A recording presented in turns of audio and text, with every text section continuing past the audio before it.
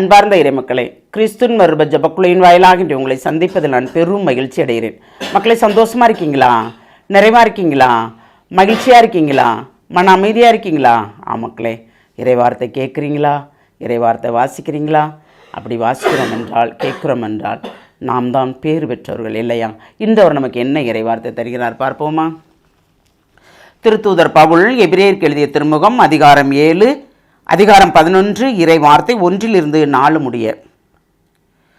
நம்பிக்கை என்பது நாம் எதிர்நோக்கி இருப்பவை கிடைக்கும் என்னும் உறுதி, கண்ணுக்கு புலப்படாதவை பற்றி ஐயமற்ற நிலை. இந்த நம்பிக்கையால் தான் நம் மூதையார் நற்சான்று பெற்றனர். உலகம் முழுமையும் கடவுளின் சொல்லால் உருவாக்கப்பட்டது என்றும் காணப்படாதவற்றினின்று காணப்படுகிறவை உண்டாயின என்றும் நம்பிக்கையிலே புரிந்து கொள்கிறோம். நம்பிக்கையினால் தான் ஆபேல் காயனுடைய பலியை விட மேலான பலியை கடவுளுக்கு செலுத்தினார். அதனால் அவர் நேர்மையானவர் என கடவுளிடமிருந்து நற்சான்று பெற்றார். அவருடைய காணிக்கைகளை குறித்து கடவுளை சான்று பகிர்ந்தார்.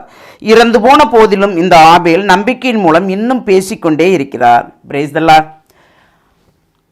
ஆபேல் காயனுடைய பலியை விட மேலான பலியை கடவுளுக்கு செலுத்தினார். எப்படி செலுத்தினார்?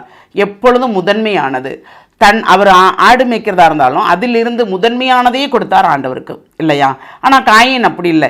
எப்பவும் ஒரு கெட்ட எண்ணம், பொறாமை. அந்த பொறாமை தான் அவரை வாழ விடாமல், இறைவனுக்கு உகந்த பலியை செலுத்த விடாமல் செய்தது. அப்போ நாம் என்ன எதிர்நோக்கி இருக்கிறோம்? இன்று நடக்கும் என்று நாம் எதிர்பார்க்கிறது அனைத்துமே நிறைவாக நடக்கும். நடக்குமா நடக்காதா? நடக்கும். நாம் என்ன நினைக்கிறோமோ நன்மையானவை மட்டும், அதை மட்டும்தான் நாம் நினைக்க வேண்டும். எதிர்மறையான சிந்தனைகள் அல்ல.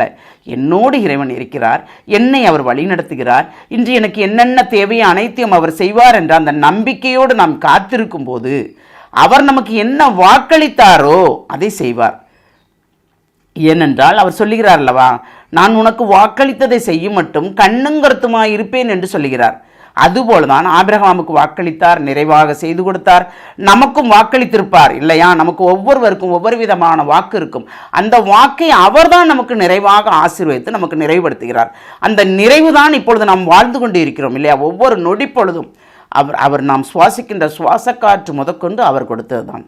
அப்படி கொடுக்கும்போது நாம் அவருக்கு எவ்வளவு கடமைப்பட்டு இருக்கிறோம் இல்லையா? இந்த நாளை காண வைத்தீரே ஆண்டவரே, அதற்கு நன்றி ஆண்டவரே என்று. ஏனென்றால் உலகம் முழுமைக்குமே அவருடைய ஒரு சொல்லால் உண்டாயது இல்லையா? பகலும் இருளும் அவர்தானே படைத்தார். நம் வாழ்க்கையில் இன்பங்களும் துன்பங்களும் உண்டு. அதை ஏற்றுக்கொள்ளும் போது இறைவனோடு நாம் சேர்ந்து பயணிக்கிறோம். அந்த பயணத்தில் தான் ஒரு நிறைவு கிடைக்கும் நமக்கு. அப்போ அந்த எதிர்நோக்கி இருப்பது நிறைவானது. அந்த எதிர்நோக்கி இருப்பதில் எப்படி ஆபேலுடைய காணிக்கை இன்னும் பேசப்படுதோ, இறை வார்த்தையின் மூலம் எல்லாரும் நினைவு கூறுகிறோமோ, அதுபோல் நம்முடைய ஒரு சொல்லும் செயலும் நினைவு கூறும்படி இருக்க வேண்டும். நாம் பிறருக்கு முன்மாதிரியாக இருக்க வேண்டும். அந்த முன்மாதிரியாக நாம் இருக்கிறோமா? சிந்திப்போமா? வாழ்வின் வல்லலே இறைவா, இதுகால் வரைக்கும் எங்களை நிறைவாக நீர் வாழ வைத்தீர் ஆண்டவரே. எல்லாவற்றிலும் எங்களுக்கு நிறைவை கொடுத்து எங்களை நிறைவாக எல்லாருக்கும் முன்பு நிறுத்தினீர் ஆண்டவரே. நாங்கள் ஏதோ ஒன்று குறையிருப்பது போலவே எண்ணிக்கொள்கிறோம் ஆண்டவரே.